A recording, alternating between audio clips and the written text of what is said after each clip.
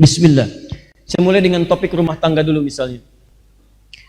Jika ada di antara Anda sudah menikah, kemudian istrinya dalam keadaan sedang mengandung misalnya, maka khusus Ramadan kali ini Anda bisa mengkaji topik-topik tertentu yang ayatnya diisyaratkan dalam Al-Quran. Satu, misal Anda bisa ambil dulu Quran surah ke-22 ayat yang kelima. Demikian Quran surah ke-23 ayat 11 sampai 13. Tambahkan lagi surah ke-7.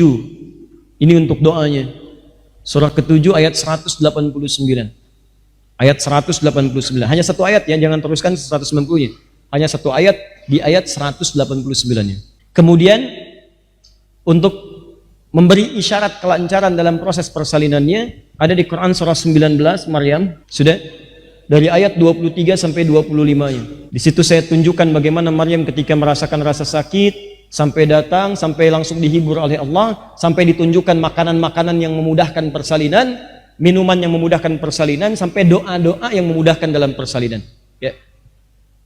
Lanjut kemudian, jika ada yang berumah tangga, kemudian juga di Ramadan khusus ingin memohon keturunan.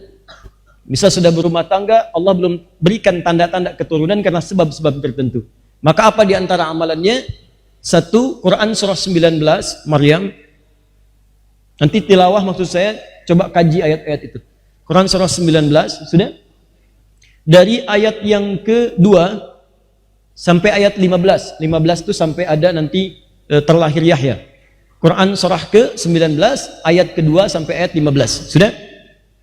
Kemudian amalkan itu nanti lewat salat malam dengan membacakan Quran surah ketiga Ali Imran, surah 3 Ali Imran ayat 38 sampai 39. Ayat 38 sampai 39. Nanti silahkan kaji ayat tilawahnya.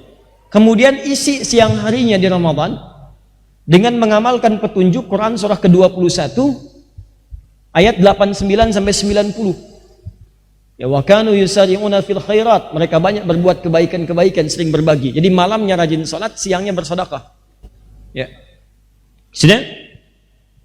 Nah, tadi sudah tanda-tanda mengandung sudah ada, kemudian kelahiran. Saat lahir, tolong dikaji lagi Quran surah kedua ayat 233. Tilawah. Jadi kalau ada yang lahiran sekarang-sekarang, kan masuk mau Ramadan kan?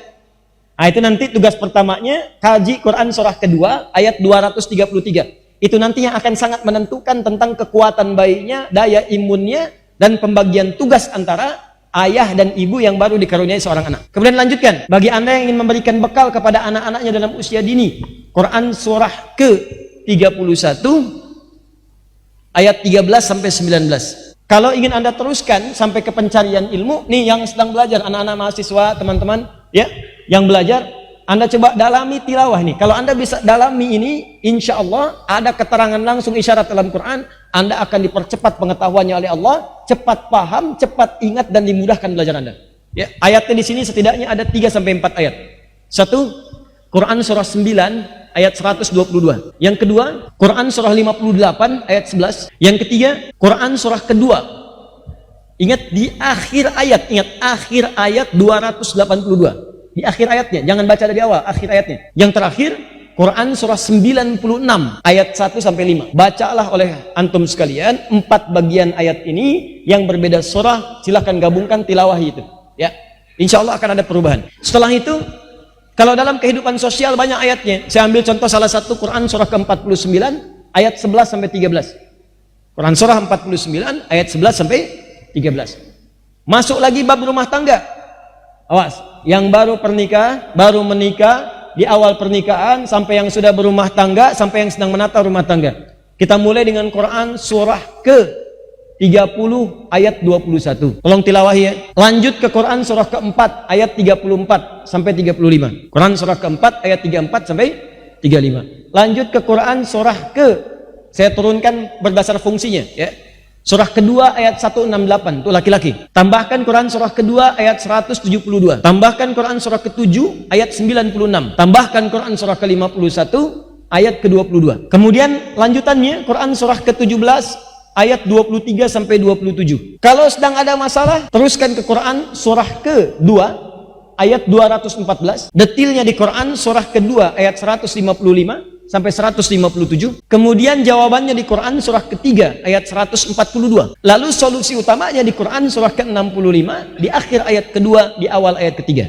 Kalau ada yang ingin kemudian ini meningkatkan amalan untuk mengejar surga, ya, jadi antum Ramadan khusus nih, misalnya saya pengen berlatih jadi penghuni surga Firdaus selama Ramadan saja, keluarkan amalan surga Firdaus, tilawahi oleh Anda. Begitu 10 hari terakhir Anda maksimalkan amalannya.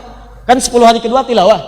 Begitu selesai, nanti selesai tilawah, 10 hari terakhir saat i'tikaf praktekkan penghuni surga Firdaus seperti apa. Ya, kalau ingin dijaga jasadnya di alam kubur, mendapatkan penjagaan luar biasa, maka pelajari Quran surah ke-67. Kalau ingin diberikan kekuatan, kesabaran sampai karirnya meningkat, dari meniti dari awal tuh, dari awal sabar, ada tantangan, kalau jualan sampai sukses, kalau karir kedudukan sampai tinggi, sampai diberikan yang terbaik, pelajari Quran surah ke-12 1 sampai terakhir. Surah ke-12 Yusuf, ya, ayat 1 sampai ayat terakhir. Terakhir, kalau Ramadan Anda ingin muhasabah, ingat-ingat wafat, ingat-ingat alam kubur, ingat-ingat mungkin wafatkan oleh Allah dalam keadaan Ramadan, boleh jadi. Maka pelajari 1 Quran surah ke-89 ayat 27 sampai ayat 30. Yang kedua Quran surah ke-8 ayat ke-50. Yang ketiga Quran surah ke-3 Ali Imran ayat 169 sampai 172, dan Quran surah ke-40 ayat ke-45 sampai 46. Di situ saya sandingkan dua hal, satu yang enak, yang kedua yang gak enak. Misal, yang enak sakaratul mautnya, yang nariknya lembut.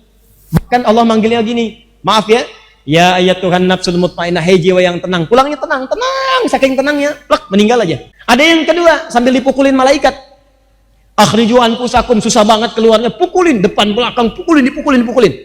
Quran surah ke-8 ayat 50. Makanya nanti maksud saya, saat Anda menggali ayat tentang sakaratul maut, coba bacakan pengen yang mana, yang tenang atau yang gelisah. Nanti silahkan, kan pembuktiannya nanti. Bilang sekarang tenang, begitu meninggal gelisah. Kaji dulu ayatnya supaya Anda paham. Alam kubur, kaji supaya siap-siap. Ini malam pertama alam dunia punya persiapan. Malam pertama alam kubur apa persiapannya antum? Dari sekarang ketahui dulu. Nah, jelas sampai sini?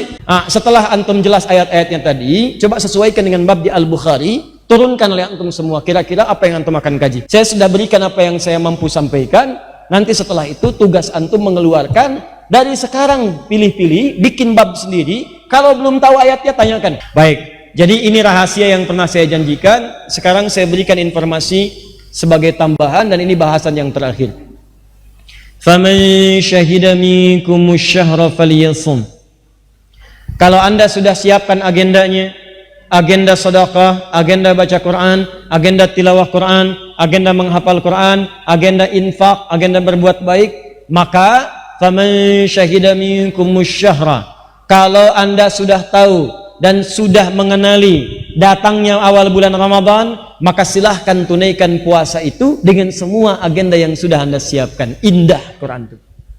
Di Allah tidak meminta kita puasa tanpa punya agenda. Di Quran tuh nggak pengen Anda masuk Ramadan cuman puasa aja, tungguin Ramadan, begitu besok puasa, malam taraweh, tapi nggak punya agenda.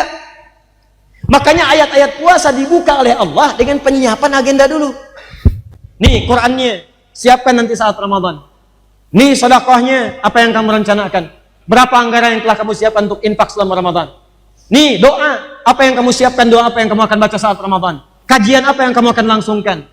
Kalau sudah semua direncanakan, faman syahida minkumus syahra, siapa di antara Anda yang sudah mengetahui datangnya awal Ramadan, sudah tahu, oh ini datang awalnya, siap puasa, falyasum, maka semua agenda itu silahkan praktekkan dengan berpuasa.